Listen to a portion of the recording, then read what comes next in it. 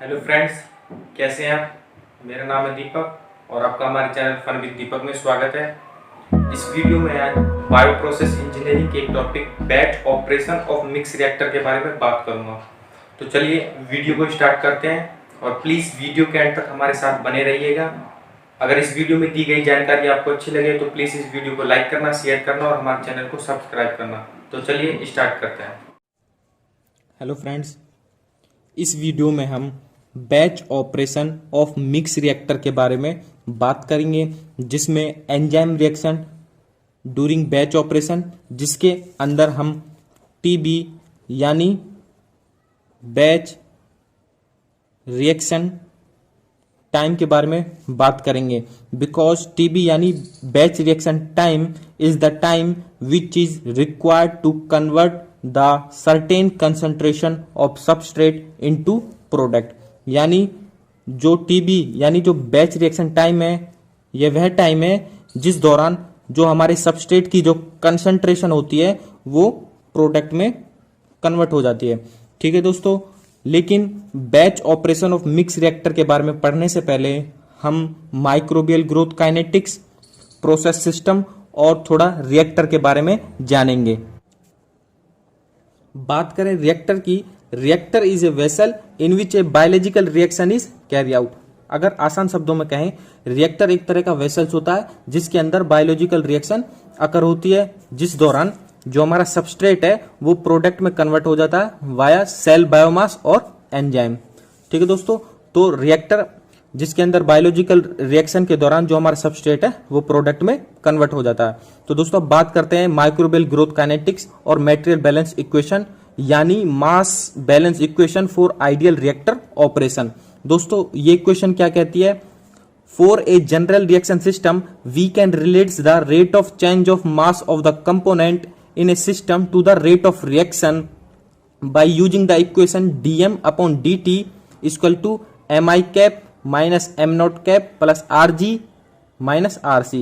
दोस्तों जो यहाँ पे m है वो डिनोट करता है mass of the component, t is the time, mi cap is the mass flow rate of component enter the reactor और fermenter, m naught cap is the mass flow rate of the component leaving the reactor और fermenter, Rg is the mass rate of generation of component और Rc is the mass rate of consumption of component।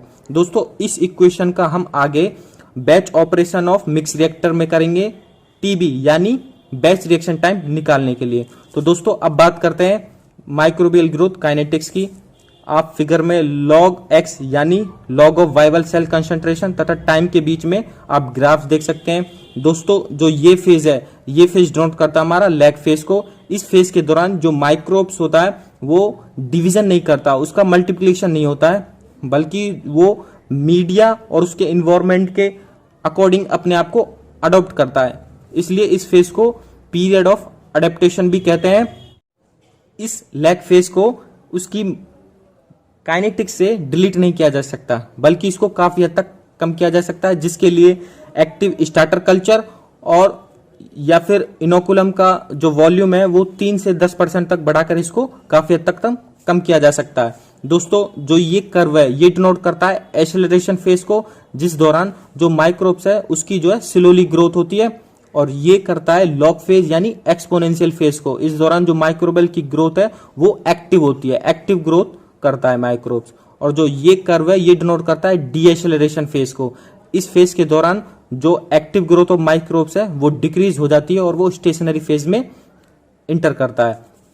Stationary phase के दौरान जो हमारा अगर हमारा substrate है यानी जो न्यूट्रिएंट मीडिया के अंदर न्यूट्रिएंट्स की कमी होने लगती है और जो metabolic and product inhibit the growth of microbes. ठीक है दोस्तों, और जो इस फेज के दौरान जो rate of cell division equal to rate of cell death के बराबर होती है, और एक टाइम ऐसा आता है जो हमारे न्यूट्रिएंट्स है मीडिया के अंदर वो कंप्लीटली एग्जॉस्ट हो जाते हैं और हमारे सेल की डेथ हो जाती है। तो ये फेज हमारा डिक्लाइन फेज कहलाता है और डेथ फेज। तो दोस्तों अब बात करते हैं प्रोसेस सिस्टम के बारे में। प्रोसेस सिस्टम हमारे 3 टाइप्स के बैच, फेड बैच यानी सेमी बैच और कंटिन्यूअस। कंटिन्यूअस भी हमारे 2 टाइप्स के होते हैं, कंटिन्यूअस स्टार टैंक रिएक्टर यानी CSTR और कंटिन्यूस प्लग फ्लो रिएक्टर यानी CPFR। अगर बात करें बैच सिस्टम की, तो इस सिस्टम में ये एक तरह का क्लोज सिस्टम होता है। इस सिस्टम में हम अपने सबस्ट्रेट को प्रोसेस की स्टार्टिंग में ही फीड कराते हैं अपने फर्मेंटर या रिएक्टर में, और एंड ऑफ प्रोसेस हम अपने प्रोडक्ट की रिकवरी करते हैं। और बात करें फेड बैच सिस्टम की, तो इसमें कंटिन्यूस फीडिंग हम प्रोसेस के दौरान करा सकते हैं, लेकिन हम जो प्रोडक्ट है और या आउटपुट है उसे end of the process he recover करते हैं। और बात करें कंटिन्यूस की, तो प्रोसेस के दौरान हम कंटिन्यूस इनपुट यानी सबस्ट्रेट को फीडिंग भी करा सकते हैं और कंटिन्यूस मैनर में प्रोडक्ट की प्रोसेस के दौरान रिकवरी कर सकते हैं। ठीक है दोस्तों, अब हम बात करेंगे batch operation of mix reactor के बारे में, जिसमें हम TB यानी बैच रिएक्शन टाइम निकालेंगे, which is required to convert the certain concentration of substrate into the product.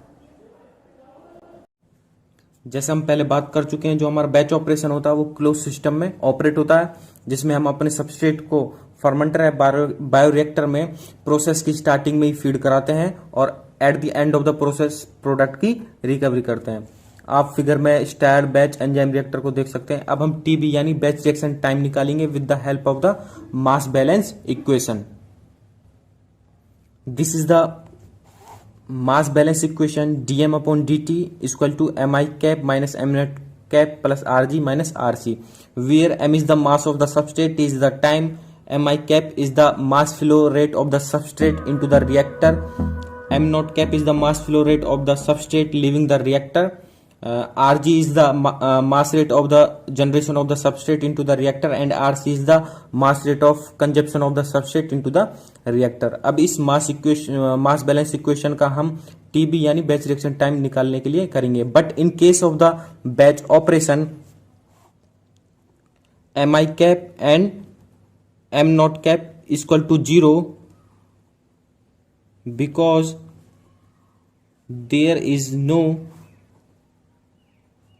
substrate flow into or out of the reactor। इस केस में जो हमारे mi कैप और m नॉट कैप है वो 0 रहते हैं, because there is no substrate flow into और आउट ऑफ द रिएक्टर। बात करें m यानी मास ऑफ द सबस्ट्रेट, वो इक्वल टू होता है हमारा substrate concentration S small s multiply by liquid volume V।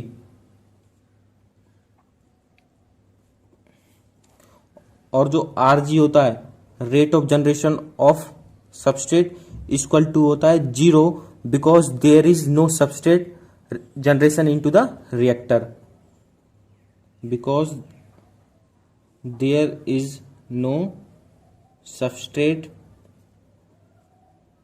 Generation into reactor.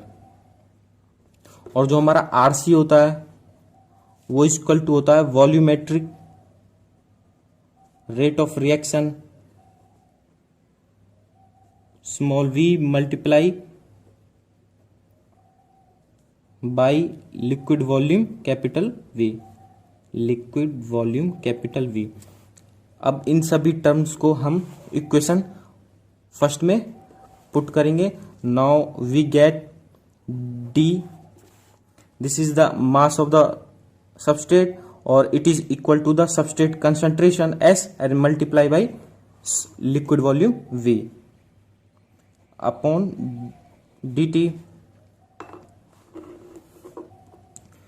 is equal to, as we know, mi cap and m not cap 0 and rg also 0। सो यहाँ पे जो term है वो minus RC बचा, तो इसकी हम value यहाँ पे इस इक्वेशन में पुट कर देंगे। Minus small v max x km upon s multiply by v equation second. Here v max equal to the maximum volumetric rate of reaction, Km is equal to Michaelis constant जैसे हम जानते हैं कि जो batch operation होता है वो हमारा क्लोज सिस्टम होता है, तो इसमें जो लिक्विड वॉल्यूम V होता है वो कांस्टेंट रहता है, तो it can be neglected and we can ds upon dt equal to minus V max upon Km plus substrate. This is the equation third. Now this is the equation third, and on integration of this equation and assuming Vmax and Km are constant during the reaction and separating the variables.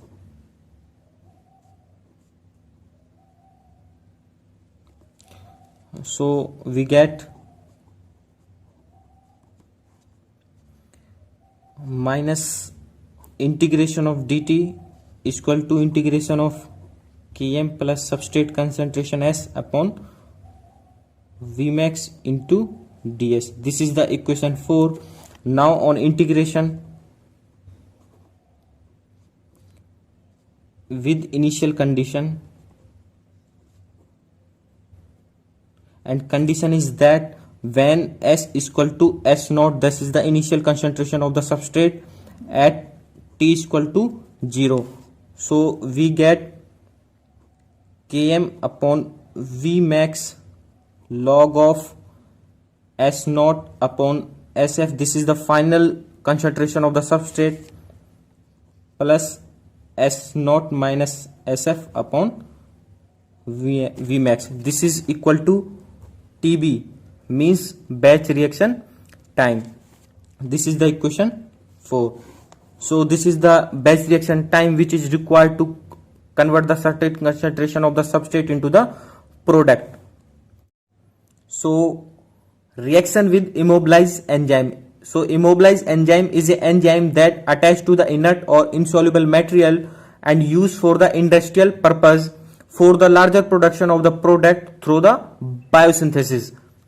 So in this case the equation third, ds upon dt is equal to minus Vmax upon Km plus substrate concentration S, can be modified with respective to the total effectiveness factor, that is ds upon dt is equal to total effectiveness factor Vmax upon Km plus substrate concentration S. This is the equation 6, where this is the total effectiveness factor, S is the bulk substrate concentration, and Km and Vmax is equal to intrinsic kinetic parameter. अब हम batch reaction time और substrate conversion के बीच में graph को analyse करेंगे. So this is the graph representation between the batch reaction time and substrate conversion, जिसमें आप जो है इतने रिएक्शन टाइम पर सबस्ट्रेट की इतने परसेंटेज जो है प्रोडक्ट में कन्वर्ट हो जाता है, इतने टाइम पर इतना हो जाता है, और ये कुछ इस तरीके से ग्राफ जो है प्लॉटेड होता है. तो this is the batch reaction time as a function of the substrate conversion for a mix enzyme reactor. आशा करता हूं कि आपको जो है batch operation of mix reactor समझ में आ गया होगा. अगर वीडियो अच्छी लगे तो इस वीडियो को लाइक कर देना, शेयर कर देना, और चैनल पर नए हो तो प्लीज़ इस चैनल को सब्सक्राइब कर देना, और साथ ही में बेल आइकन को दबा देना ताकि हमारी लेटेस्ट इन्फॉर्मेशन आप तक पहुंचती रहे. Thank you.